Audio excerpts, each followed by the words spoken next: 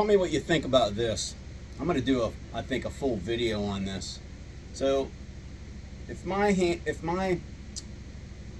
well, here, let's do this.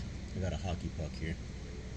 If the hockey puck is a nail, and I want the very, very front face of the hammer to collide perfectly straight with this hockey puck, or let's assume it's the head of a nail. Does it make any sense to throw the hammer back here? Or does it make sense to pull the hammer into place? That's like a pull. And here, I always think about these things, like I lay awake at night, right? So this is a push. This is a pull, right? That's forward. That's backwards. If I'm right-handed and I want to go forwards, does it make any sense to do anything back here behind me? To me, it doesn't, because inertia should be going this way. So it doesn't make any sense to throw anything back behind me. It does, however, make sense to move everything forward and then go ahead and slam it shut. So my right hand has to move forward. My left hand has to move forward. My wrist, both of them have to wait as I move forward to release the hammer. So I guess if I wanted to hammer a nail, I could get my hand here and just kind of do this real politely. I mean, I could kind of tap it, but I couldn't really get a really good, powerful hit unless I swung it back. But I think about pulling and pushing. In a golf swing, I kind of need to pull forward, pull or rotate. I got to rotate while I pull, and then I release. I can't stop the rotation or the pulling and just release it. I have to engage some rotation and pull first before I release it. So how do I release it? Well, I mean, if I hold the hammer under, let's just say the nail was sticking in a wall here and I wanted to hammer the nail, well, it wouldn't make any sense to hammer it this direction or this direction. It would only make sense to hammer it. The nail was sticking in the wall like this, or where my finger is. Boom. Like that. Let's bring the nail down here. Well, I've got to bend over to do that. The nail's down here, I got to bend over to do that. Well, in golf, the golf ball's not up here, so I can't just rotate up here and do that.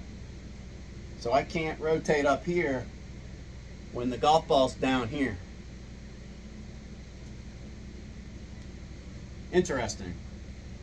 Chopping a tree down at the root. Well, to chop the tree down here, I'm not going to hammer it up here. And to chop the tree down there, I'm not going to throw the axe up here. I'm going to wait and then throw the axe at the base of the root. All these things run through my mind as far as how physics is so detrimental to that. So why are most golfers throwing it up here? Well, one of two reasons. You either throw it up here or you jump up in the air. And if I jump up in the air, then I have to throw it way up here.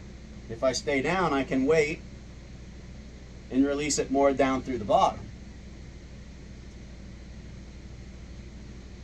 My next thing is, I mean, if all that makes sense, is how do I hold it to release it? Well, I mean, I think each hand has a contributing factor on how it's placed on, in this case, the hammer, but the golf grip and controlling the golf club at its impact.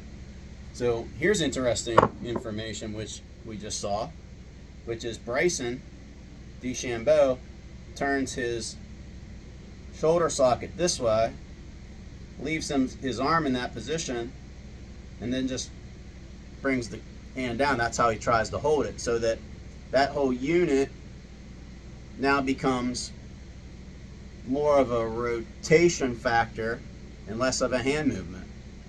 So if that's the case, if I can turn my shoulder socket in, and then just kind of rotate that hand there, then that's how I would hold that hammer to do its work, or not do its work, or have a contributing factor on how the hammer is released to hit the nail. Same thing with this hand. Well, typically I think if people hold it too far on the bottom with a golf club, they're twisting it. They're not doing like a hammer movement from this direction. So that means that no matter how I would hold the golf club, my hands would have to return back to keep that hammer flat and square to the nail. Because if I rolled things out of place, of course, if I threw it and I went this way, I'd never have solid contact.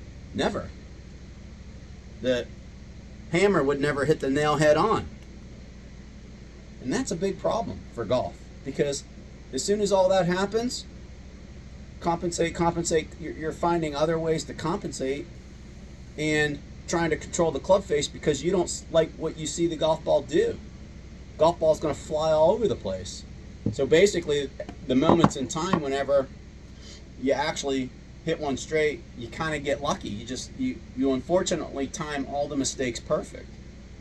So what we're trying to do, and what touring pros are trying to do, is they're trying to make repetition and everything so consistent that the club face doesn't really ever wobble out of place. It's just always coming back to the ball the same. And that's hard to do, because on the contrary to mentioning all of that, which is the technical attributes, you have to maintain some balance and control with the consistency. So these are the small things I'm thinking about is, okay, well, let's swing the hammer. Well, move, let it impact the nail. Turn back, come through, let it impact the nail. Not back here. Come in, boom, let it hit the nail. Okay, now let's do that with the forefront or the front side. Okay, move back. Don't hammer it back here. Move, boom, let it come to square. Now, bend over and do that. Move, boom, let it come to square. See? Go back, bend over, boom, let it come to square. Okay, let's hold the hammer. Go back, move, boom, let it come to square. So what happens as soon as you implement speed? Boom, way in the air, flipping the golf club. Can't have any consistency doing that. Anyway, I'm going to keep thinking about that because it's very interesting.